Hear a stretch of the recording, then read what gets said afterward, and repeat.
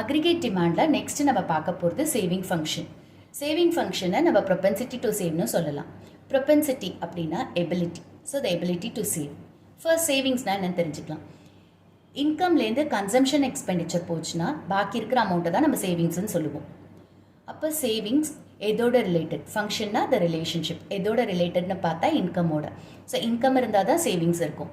Saving function refers to the functional relationship between savings and the national income. So, இதை எப்படி denote பண்ணுறோம்? S is equal to F of Y. Where S is the savings, Y is the national income, F is the functional relationship. Saving function என்ன denote பண்ணுது? Households ஒரு period of timeல அவங்களுக்கு கொடுத்துருக்கிற இன்கம்ல எவ்வளோ save பண்ணுறாங்களோ அதை காட்டுறது தான் saving function. Saving schedule income first ஜீரோவில் ஸ்டார்ட் ஆகும், அப்புறம் 100 இன்க்ரீஸ் ஆகுது. ஸோ 0, 100, 200, 300, 400, 500, 600. கன்சம்ஷன் 40ல் ஸ்டார்ட் ஆகுது, அப்புறம் 80 இன்க்ரீஸ் ஆகுது. 40, 120, 200, 280, 360, 440, 520. நெக்ஸ்ட்டு சேவிங்ஸ் எப்படி கண்டுபிடிப்போம்? Income minus consumption. So 0 minus 40 minus 40, 100 minus 120 minus 20, 200 minus 200 0, 300 minus 280 20, 400 minus 360 40, 500 minus 440 60, 600 minus 520 80. So இப்போது இந்த ஃபர்ஸ்ட் ரெண்டும் நெகட்டிவாக இருக்குது. சேவிங்ஸ் -40 -20 இதை நெகட்டிவ் சேவிங் ஆர் டிஸ் சேவிங்னு சொல்லுவோம். நெக்ஸ்ட்டு சேவிங் ஜீரோவாக இருக்குது. சேவிங்ஸ் ஏன் ஜீரோவாக இருக்குது? இன்கம் வந்து கன்சம்ஷனுக்கு ஈக்குவலாக இருக்குது. ஸோ வாங்குகிற இன்கம் ஃபுல்லாக கன்சம்ஷன் எக்ஸ்பெண்டிச்சருக்கு போகுது. அப்போ சேவிங்ஸ் எதுவுமே இருக்காது. ஸோ இதை பிரேக் ஈவன் பாயிண்ட்டுன்னு சொல்லுவோம். ஓகே, நெக்ஸ்ட்டு பார்த்தீங்கன்னா பிரேக் ஈவன் பாயிண்ட்டுக்கு அப்புறம் சேவிங்ஸ் இன்க்ரீஸ் ஆகுது, பாசிட்டிவாக இன்க்ரீஸ் ஆகுது. ஸோ இதை பாசிட்டிவ் சேவிங்ஸ்ன்னு சொல்லுவோம். இதுதான் saving schedule. Next saving curve பார்க்கலாம். எக்ஸ் ஆக்சஸில் இன்கம் மார்க் பண்ணுறோம், ஒய் ஆக்சஸில் சேவிங்ஸ் மார்க் பண்ணுறோம். ஸோ இங்கே வந்து சேவிங்ஸ் -40. அப்போ என்ன ஆகும்? இன்கம் ஜீரோவாக இருக்குது. அதாவது இந்த இடத்துல எக்ஸ் ஆக்சஸ் ஜீரோவாக இருக்குது இன்கம். சேவிங்ஸ் வந்து -40. ஒய் ஆக்சஸில் நெகட்டிவ்லேருந்து ஸ்டார்ட் ஆகும் சேவிங்ஸ். ஸோ நெகட்டிவ் பாயிண்ட்லேருந்து போகுது. -40 -20 அதுக்கப்புறம் 0. இதை தான் பிரேக் ஈவன் பாயிண்ட்டுன்னு சொல்லுவோம் இந்த ஜீரோவை. ஸோ அது வந்து இன்கம் லைனை டச் பண்ணும். இன்கம் லைனை எங்கே வந்து சேவிங் கர்வ் டச் ஆகுதோ அதை தான் நம்ம பிரேக் ஈவன் பாயிண்ட்டுன்னு சொல்லுவோம். வேர் S is equal to 0. Okay, அதுக்கப்புறம் இன்க்ரீஸ் ஆகிட்டே போகுது. ஸோ இங்கே இதுதான் சேவிங்ஸ் கர்வ் SS அண்ட் அது பாசிட்டிவ் ரிலேஷன்ஷிப் இருக்குது இன்கமோட. இன்கம் இன்க்ரீஸ் ஆக என்ன ஆகுது? சேவிங்ஸும் இன்க்ரீஸ் ஆகிட்டே வருது. ஓகே, ஸோ இந்த பார்ட் இருக்குல்ல, இந்த பார்ட்டை நம்ம என்னன்னு சொல்லுவோம்? டிஸ் சேவிங். தட் இஸ் இந்த -40 -20 இந்த நெகட்டிவ்ல இருக்கிறத நம்ம டிஸ் சேவிங்னு சொல்லுவோம். அண்ட் இதை பிரேக் ஈவன் பாயிண்ட் எங்கே சேவிங் கர்வ் வந்து இன்கம் லைனை டச் பண்ணுதோ அது break even point where savings is equal to 0. ஏன்னா இங்கே income is equal to consumption. அதுக்கப்புறம் இருக்கிற லைனில் என்ன ஆகுது? இன்கம் கீழே இருக்குது, இன்கம் கர்வ் கீழே இருக்குது அண்ட் சேவிங்ஸ் மேலே இருக்குது. ஸோ சேவிங்ஸ் ஜாஸ்தியாக இருக்குது, அதனால இதை பாசிட்டிவ் சேவிங்ஸ்ன்னு சொல்லுவோம். ஓகே, இந்த இடத்துல என்ன ஆகுது? நம்மளுக்கு அட்டானமஸ் கன்சம்ஷன் மைனஸில் இருக்குது. ஓகே, ஏன்னா சேவிங்ஸே நெகட்டிவ்ல இருக்கிறதுனால அட்டானமஸ் கன்சம்ஷன் மைனஸில் இருக்குது. இதுதான் savings curve. Types of propensities to save ரெண்டு டைப்ஸ் இருக்குது. Average propensity to save APS, marginal propensity to save MPS. First நம்ம APS பார்க்கலாம். இதை ஒரு எக்ஸாம்பிளில் எக்ஸ்பிளைன் பண்ணுறேன். என்னோட இன்கம் 100 இருக்குது, சேவிங்ஸ் 30 இருக்குது. அப்போ என் APS எவ்வளோ? 100 இன்கமாக இருக்கும்போது நான் என்ன பண்ணுறேன்? 30 rupees சேவ் பண்ணுறேன். ஓகே, ஸோ 100 என்னோட இன்கம், 30 rupees என்னோட சேவிங்ஸ். அப்போ என் APS என்ன? S/Y, that is 30/100 which is 0.3 or 30% of my income நான் சேவ் பண்ணுறேன். Okay, so APS refers to the ratio of savings to the corresponding level of income. So APS is equal to saving by income or S/Y. APS ஓட schedule income. So 0லேருந்து start ஆகுது, 100 increase ஆகுது. 0, 100, 200, 300, 400. Next savings -40. Consumption 40 இருந்தால் என்னோட savings -40. Consumption 120 இருந்தால் என்னோட savings -20. So previous இதில் இந்த schedule பார்த்தோம்ல அந்த கன்சம்ஷனை வச்சு தான் இதை போட்டிருக்கேன். ஓகே, நெக்ஸ்ட்டு என் கன்சம்ஷன் 200 இருந்தால் சேவிங்ஸ் 0. நெக்ஸ்ட் என்னோட கன்சம்ஷன் 280 இருந்தால் என்னோட சேவிங்ஸ் 20. என்னோட கன்சம்ஷன் 360 இருந்தால் என்னோட சேவிங்ஸ் 40. ஓகே, ஸோ கன்சம்ஷன் காலம் நடுவில் வந்தால் இந்த சேவிங்ஸ் எப்படி கண்டுபிடிப்போம்? y மைனஸ் சி தான் நம்ம savings. Okay, so next APS. APS எப்படி போடுவோம்? S by Y, that is savings divided by income. So இந்த கேஸில் -40 divided by 0, it is undefined. Okay, இதாலையும் 0வால் டிவைட் பண்ண முடியாது, so it is undefined. Next -20 divided by 100 minus 0.20. Next வந்து savings divided by income 0 divided by 200 0. Next 20 divided by 300 0.067. Next 40 divided by 400 0.10. Okay, so இப்போ APS ஓட important points பார்க்கலாம். APS can be negative or less than 1. APS என்னவா இருக்க முடியும்? நெகட்டிவாகவும் இருக்க முடியும். இந்த கேஸில் நெகட்டிவாக இருக்கா? அதே மாதிரி less than 1ஆகவும் இருக்கலாம். Okay, next APS can be 0. So APS எப்போ 0வாக இருக்கும்? நம்மளுக்கு வந்து இருக்கிற இன்கம் எல்லாம் கன்சியூம் பண்ணிட்டோம், கன்சம்ஷன் எக்ஸ்பெண்டிச்சருக்கு போயிடுச்சுன்னா சேவிங் 0வாக இருக்கும். ஸோ அந்த டைமில் ஏபிஎஸ் என்னவாக இருக்கும்? 0வாக இருக்கும். Next APS rises with increase in income. So income increase ஆகிட்டே இருக்குது, அப்போ என்ன ஆகுது? ஏபிஎஸும் இன்க்ரீஸ் ஆகும். ஸோ இங்கே 300 இருக்கும்போது 0.067 இருந்துச்சு. நெக்ஸ்ட்டு இன்கம் 400, சேவிங்ஸ் 40, அப்போ ஏபிஎஸ் இன்னும் இன்க்ரீஸ் ஆகிருக்கு, ஏன்னா 400 ஆயிடுச்சு இன்கம். ஸோ அதனால் இங்கே 0.10. Okay, next APS can never be 1 or more than 1. இதை வந்து எக்ஸ்பிளைன் பண்ணுறேன். ஏபிஎஸ் எப்போவுமே 1ஆகவும் இருக்க முடியாது, இல்லை 1க்கு மேலேயும் இருக்க முடியாது. ஸோ இதை பாருங்கள், இப்போ என்னோட இன்கம் 100, சேவிங்ஸே எனக்கு கிடையாது, ஏன்னா நான் வாங்குகிற இன்கம் ஃபுல்லாக கன்சியூம் பண்ணிடுறேன், கன்சம்ஷன் எக்ஸ்பெண்டிச்சருக்கு யூஸ் பண்ணுறேன். ஸோ என்கிட்ட வந்து எந்த சேவிங்ஸுமே கிடையாது. அப்போ என்னோட சேவிங்ஸ் என்னவாக இருக்குது? 0வாக இருக்குது. அப்போது ABS is equal to 0/100 which is equal to 0. Okay, so ABS வந்து நம்மளுக்கு 0வாக இருக்கலாம். ஓகே, அடுத்தது வந்து என்னோட இன்கம் 100ஆக இருக்குது அண்ட் சேவிங்ஸ் 100ஆக இருக்குது. நான் எதையுமே கன்சம்ஷன் எக்ஸ்பெண்டிச்சருக்கு இன்கம்மை யூஸ் பண்ணல, அந்த மாதிரி ஒரு சுச்சுவேஷன் வரவே வராது. இன்கம்லேருந்து தான் நம்ம வந்து கன்சம்ஷன் எக்ஸ்பெண்டிச்சருக்கு ஸ்பெண்ட் பண்ணுவோம். ஸோ அப்படியே வர இன்கம்மை யாருமே சேவ் பண்ண முடியாது. ஸோ அப்போ ஏபிஎஸ் இஸ் ஈக்குவல் டு 100/100. இந்த கேஸில் 100/100 இஸ் ஈக்குவல் டு 1. ஆனால் இந்த கேஸ் நடக்கவே நடக்காது. நம்ம இன்கம்லேருந்து ஒரு பார்ட்டை எப்படியும் கன்சம்ஷன் எக்ஸ்பெண்டிச்சருக்கு ஸ்பெண்ட் பண்ணுவோம். ஸோ அதனால் இந்த கேஸ் வராது. APS can never be 1 or more than 1. Okay, so இதுதான் அதோட இம்பார்ட்டன்ட் பாயிண்ட்ஸ். ஏபிஎஸோட சார்ட் பார்க்கலாம். எக்ஸ் ஆக்சிஸில் இன்கம் மார்க் பண்ணும் அண்ட் ஒய் ஆக்சிஸில் சேவிங்ஸ் மார்க் பண்ணும்.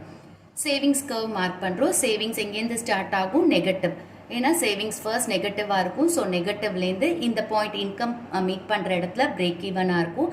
அதுக்கப்புறம் அப்வர்ட் ஸ்லோப்பிங் கர்வாக இருக்கும். It will be a positive slope, ஏன்னா இன்கம் இன்க்ரீஸ் ஆக சேவிங்ஸும் இன்க்ரீஸ் ஆகிட்டே இருக்குது. ஓகே, எந்த பாயிண்டில் இந்த சேவிங்ஸ் அண்ட் இன்கம் மீட் ஆகுதோ இதை தான் ஏபிஎஸ்ன்னு சொல்லுவோம். இந்த கேஸில் 0/1லேயும் 0R தான் மீட் ஆகுது. ஸோ இது என்னன்னு சொல்லுவோம்? ஏபிஎஸ். இந்த ஏங்கிற பாயிண்ட் தான் ஏபிஎஸ். ஸோ ஏபிஎஸ் எப்படி கண்டுபிடிப்போம்? S/Y. ஸோ எஸ்ங்கிறது சேவிங்ஸ். சேவிங்ஸ் எந்த பாயிண்ட்டு? OR வந்து சேவிங்ஸ் அண்ட் ஒய்ங்கிறது OY1 இன்கம். ஓகே, ஸோ இதுதான் APS. Next type of propensity to save வந்து மார்ஜினல் ப்ரொபென்சிட்டி டு சேவ். இதை ஒரு எக்ஸாம்பிளில் சொல்கிறேன். மார்ஜினல் அப்படின்னா என்ன? Additional or any change. Okay, so first என்னோட இன்கம் 100ஆக இருக்குது, இப்போ சேவிங்ஸ் 30ஆக இருக்குது. அப்போது என்னோட இன்கம் 200 ஆச்சுன்னா சேவிங்ஸும் 90 ஆகுது. ஸோ எவ்வளோ சேஞ்ச் ஆகிருக்கு இன்கமில்? 100லேருந்து 200. So the changes 100. நெக்ஸ்ட்டு சேவிங்ஸில் 30லேருந்து 90. ஸோ என் சேஞ்ச் வந்து 60. அப்போது எம்பிஎஸ்னால் எவ்வளோ இன்கம் சேஞ்ச் ஆகுதோ அதுக்கேற்ற மாதிரி எவ்வளோ சேவிங்ஸ் சேஞ்ச் ஆகிருக்கு, அதுதான் MPS. So change in savings divided by change in income. Income change ஆகும்போது எவ்வளோ சேவிங்ஸ் சேஞ்ச் ஆகுது. So MPS is equal to change in savings by change in income, that is 60 divided by 100, which is 0.6 or 60%. Marginal propensity to save refers to the ratio of change in savings to change in total income. Okay, MPS is equal to change in savings divided by change in income. இதை இப்படி தான் denote பண்ணுவோம். MPS ஓட schedule பார்க்கலாம். First column income. Income 0ல் start ஆகும், அப்புறம் 100 increase ஆகும். So 0, 100, 200, 300, 400. Next savings -40, -20, 0, 20, 40. Change in savings இது எப்படி டிரைவ் பண்ணுவோம்னா சேவிங்ஸில் உள்ள டிஃப்ரென்ஸை தான் நம்ம சேஞ்ச் இன் சேவிங்ஸில் போடுவோம். ஸோ ஃபர்ஸ்ட் இது வந்து ஆக்சுவல், ஸோ அதனால எதுவுமே வராது. நெக்ஸ்ட்டு சேவிங்ஸ் என்னவா சேஞ்ச் ஆயிருக்கு, -40லேருந்து -20. ஸோ இதை எப்படி கண்டுபிடிப்போம், -20 minus of -40 which is 20. Next 0, so 0 minus -20, so 20. Next 20 minus 0 20, 40 minus 20 20. இப்படி தான் சேஞ்ச் இன் சேவிங்ஸ் கண்டுபிடிப்போம். Next change in income. So change in income income காலம் வச்சு கண்டுபிடிப்போம். ஃபர்ஸ்ட் 0 ஆக்சுவல் இது தான், அதனால் எதுவுமே வராது, சேஞ்ச் கிடையாது. Next 100 minus 0 100, 200 minus 100 100, 300 minus 200 100, 400 minus 300 100. Next MPS. MPS எப்படி கண்டுபிடிப்போம், change in savings divided by change in income. So first nil, ரெண்டுமே கிடையாது, ஸோ நில். நெக்ஸ்ட்டு வந்து 20 divided by 100 0.20. Next 20 divided by 100 0.20. 20 divided by 100 0.20. Next 20 divided by 100 0.20. இப்படி தான் நம்ம எம்பிஎஸோட schedule work out பண்ணுவோம். எம்பிஎஸோட சார்ட்டு எக்ஸ் ஆக்சிஸில் இன்கம் மார்க் பண்ணுறோம், ஒய் ஆக்சிஸில் சேவிங்ஸ் மார்க் பண்ணுறோம், சேவிங் கர்வ் மார்க் பண்ணுறோம். சேவிங் கர்வ் நெகட்டிவில் ஸ்டார்ட் ஆகும் அண்ட் இன்கம்மை மீட் பண்ணுற இடத்துல அது ஜீரோவாக இருக்கும், இன்கம் லைனை டச் பண்ணுற இடத்துல. அதுக்கப்புறம் இது இன்க்ரீஸ் ஆகிட்டே இருக்கும். It's an upward sloping curve, positive slope. ஏன்னா இன்கம் இன்க்ரீஸ் ஆக சேவிங்ஸும் இன்க்ரீஸ் ஆகிட்டே இருக்கும். ஓகே, ஃபர்ஸ்ட் நம்ம இன்கம் y1 இருக்கும்போது சேவிங்ஸ் ஆர், நெக்ஸ்ட்டு y2 ஆகும்போது இன்கம் நம்மளோட சேவிங்ஸ் பி. அப்போ change in income y1 y2 and change in savings RB.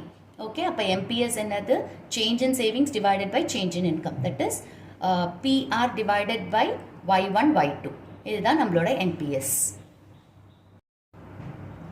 Important point about MPS. MPS varies between 0 and 1. Case 1 நம்மளோட என்டையர் அடிஷ்னல் இன்கமையும் save பண்ணால் MPS 1 இருக்கும். இதை ஒரு எக்ஸாம்பிளில் எக்ஸ்பிளைன் பண்ணுறேன். இன்கம் வந்து 100 இருக்குது, அப்போ சேவிங்ஸ் 50 இருக்குது. இன்கம் 200 இன்க்ரீஸ் ஆகுது, அப்போ சேவிங்ஸ் 150 ஆகுது. அப்போ சேஞ்ச் எவ்வளோ, 100லேருந்து 200. ஸோ சேஞ்ச் இன்கமில் 100 அண்ட் சேவிங்ஸில் 150 minus 50 100.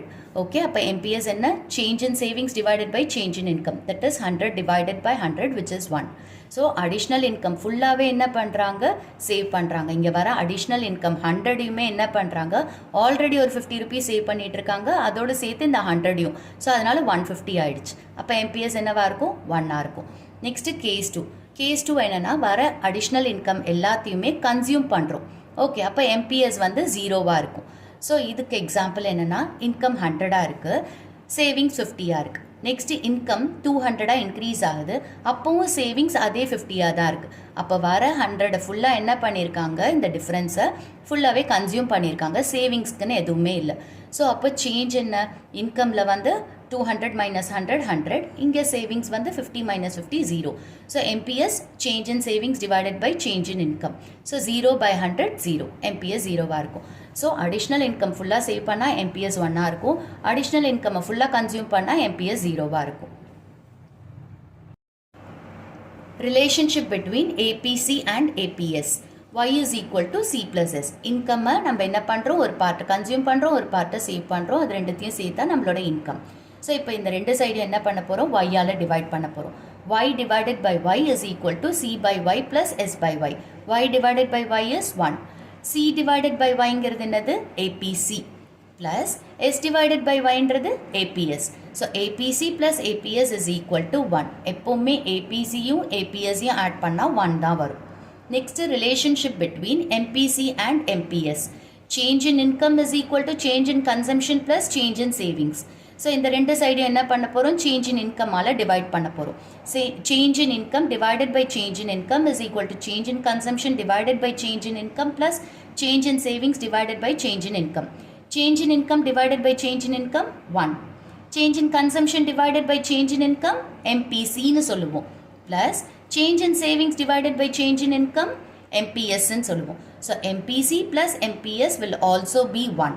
So APC plus APS 1ஆக தான் இருக்கும், MPC ப்ளஸ் MPSும் 1ஆக தான் இருக்கும். இதுதான் ரிலேஷன்ஷிப் பிட்வீன் APC APS. அடுத்தது MPC அண்ட் MPS. இப்போ ஒரு இம்பார்ட்டன்ட் கான்செப்ட் பார்க்கலாம், எப்படி கன்சம்ஷன் கர்வ்லேருந்து சேவிங்ஸ் கர்வ் டிரைவ் பண்ணணும்னு. ஃபர்ஸ்ட் நம்ம கன்சம்ஷன் கர்வோட சார்ட் மேலே வரைய போகிறோம், அது கீழே சேவிங்ஸ் கர்வோட சார்ட் வரைய போகிறோம். கன்சம்ஷன் கர்வ் சார்ட்டில் எக்ஸ் ஆக்சஸில் இன்கம் அண்ட் ஒய் ஆக்சஸில் கன்சம்ஷன் எடுத்துக்கிறோம். சேவிங்ஸ் கர்வ் சார்ட்டில் எக்ஸ் ஆக்சஸில் இன்கம் அண்ட் ஒய் ஆக்சஸில் சேவிங்ஸ் எடுத்துக்கிறோம். இப்போ கன்சம்ஷன் கர்வ் சார்ட்டில் ஃபர்ஸ்ட் கன்சம்ஷன் கர்வ் வரையணும். கன்சம்ஷன் கர்வ் ஒய் ஆக்சஸில் ஸ்டார்ட் ஆகும். இந்த சிங்கிறது தான் கன்சம்ஷன் கர்வோட ஸ்டார்டிங் பாயிண்ட். ஏன்னா இன்கம் ஜீரோவாக இருக்கும்போது கூட கன்சம்ஷன் நடக்கும். ஓகே, ஸோ இதுதான் கன்சம்ஷன் கர்வ். இந்த ஓசிங்கிறது autonomous consumption. Next income curve வரைகிறோம். இன்கம் கர்வ் 45 டிகிரிஸில் கட் ஆகும். ஸோ இந்த கன்சம்ஷன் கர்வும் இன்கம் கர்வும் எங்கே மீட் ஆகுதோ அதை தான் நம்ம பிரேக் ஈவன் பாயிண்ட்னு சொல்லுவோம். அதாவது இன்கம் ஃபுல்லாக கன்சம்ஷன் எக்ஸ்பெண்டிச்சருக்கு போகுது. So income will be equal to consumption and savings will be equal to 0. இதை தான் பிரேக் ஈவன் பாயிண்ட்னு சொல்கிறோம். இப்போ என்ன பண்ணும், இந்த break even point consumption curve சார்ட்லேருந்து ஸ்ட்ரெயிட்டாக ஒரு லைன் வரையணும். எது வரைக்கும் அப்படின்னா சேவிங்ஸ் கர்வ் சார்ட்டோட எக்ஸ் ஆக்சஸ் வரைக்கும். இந்த இடத்துல நம்ம மார்க் பண்ணுறோம். இப்போ சேவிங்ஸ் கர்வை நம்ம வரையணும். சேவிங்ஸ் கர்வ் நெகட்டிவில் தான் ஸ்டார்ட் ஆகும். ஸோ அங்கேருந்து இந்த பாயிண்ட்டை டச் பண்ணி அது போகணும். ஓகே, ஸோ இந்த பாயிண்ட்டை டச் பண்ணதில்ல, அதை தான் நம்ம பிரேக் ஈவன் பாயிண்ட்டுன்னு சொல்லுவோம் சேவிங்ஸ் கர்வ் சார்ட்டில். ஓகே, ஸோ இந்த பாயிண்ட்டை டச் பண்ணும்போது அது break even. Where again y will be equal to c. இங்கே எப்படி y is equal to c, அதே மாதிரி இந்த இடத்துல y is equal to c and savings will be 0. இங்கேயும் savings is equal to 0. So இதை தான் break even point சொல்லுவோம். இப்படி தான் நம்ம savings curve chart வரைவோம் consumption curve chartலேருந்து. சப்போஸ் savings curve chartலேருந்து consumption curve வரைய சொன்னாங்கன்னா இதே மாதிரி தான் நம்ம அதுக்கும் பண்ணுவோம். இந்த வீடியோவில் savings function, MPS, APS and எப்படி கன்சம்ஷன் கர்வ்லேருந்து சேவிங்ஸ் கர்வை டிரைவ் பண்ணும் அப்படிங்கிறத பார்த்தோம். ஹோப் உங்களுக்கு இது எல்லாமே புரிஞ்சிருக்கும்னு நினைக்கிறேன். நெக்ஸ்ட் வீடியோவில் இந்த யூனிட்ஸில் இருக்கிற மிச்ச சின்ன டாபிக்ஸ் எல்லாம் ஒரு வீடியோவாக போடுறேன். தேங்க்யூ.